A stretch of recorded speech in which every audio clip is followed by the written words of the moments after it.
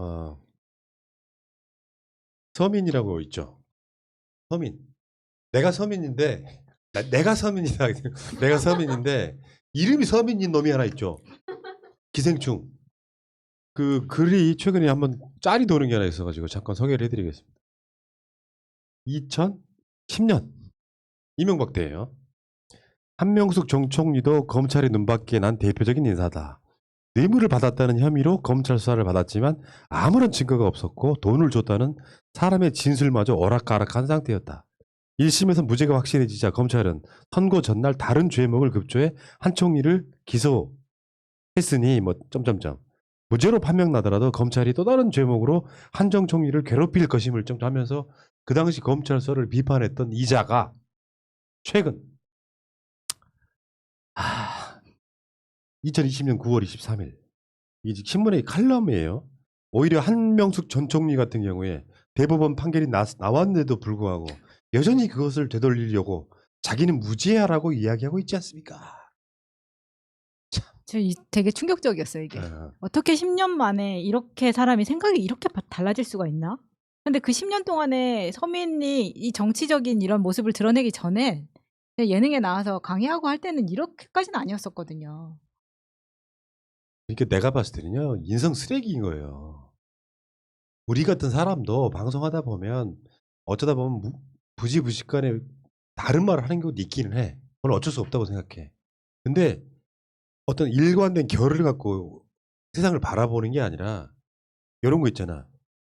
최근에 그 진중권이나 서민 같은 부류를 분석해 보니 내가 느낀 건데 뭔가 이런 식의 논란을 일으켜 가지고 튀는 게 좋은 일종의 전형적인 관종의 형태에 가까워요. 그러니까 옛날에 내가 무슨 말을 했냐는 하나도 안 중요해. 내가 어느 쪽 진영에 박수를 받던 간에 내가 튀어서 언론에 나오는 걸 즐기는 자. 그러니까 말들이 옛날 말 다르고 지금 말 다른 거예요. 최근에 박형준이 서민을 또 이용했지. 서민을 초대에다가 내가 서민적이지 않은 것에 대한 뭐 그런 토크 했잖아. 와, 놀라운 새끼들 진짜.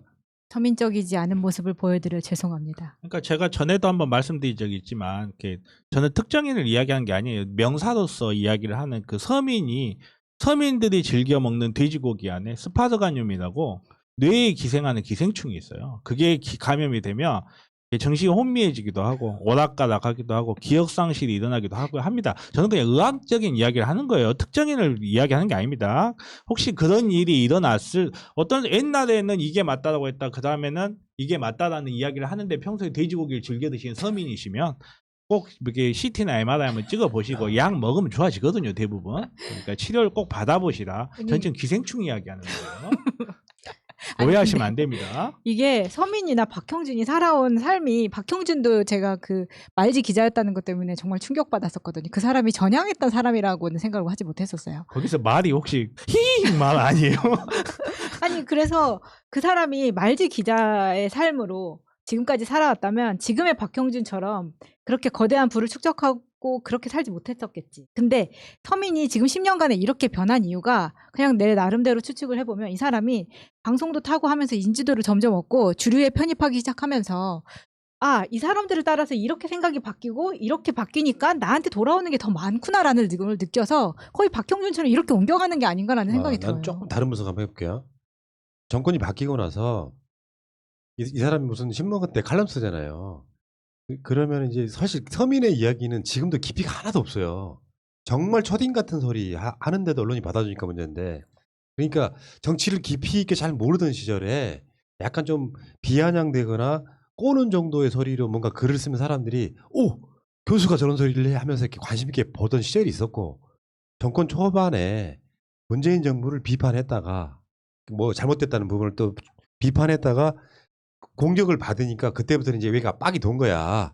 그때부터는 이제 아예 태세를 전환해가지고 문 대통령 까는 쪽으로만 발전하다 보니까, 근데 얘는 지금 깊이가 하나도 없는 상태에서 뭔가 칼럼을 쓰거나 인터뷰를 하면 유치해서 못 봐줄 정도예요.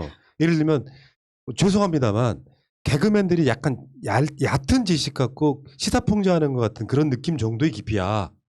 개그맨들이 뭐 얕다는 게 아니라, 근데 이게 우리 같은 사람 입장에서 보면 서민 이야기 들으면 되게 콧방귀 나오거든. 정치를 바라보는 수준이 저거밖에 안 되나 싶은. 그러니까 같은 동일선상에서 개그맨들과 동일선상에 있는 정도에서 어떤 풍자를 하거나 그러면 어느 정도 수준이 맞아요.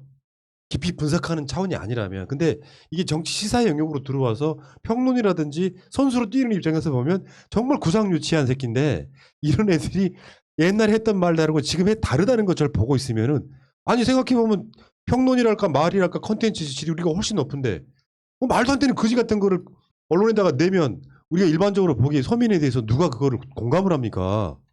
그냥 저쪽 태극기 부대가 보기에는 서민이 하는 말 보고 와 서민 같은 사람도 그랬다 이런 식으로 써먹는 것 뿐이지 누가 서민 말을 갖고 오 기가 막힌 분석 이렇게 하지 않잖아요. 맞아. 근데 어쩔 때 보면 진짜 초등학생 같은 그 생각들을 엄청 갖고 있잖아요.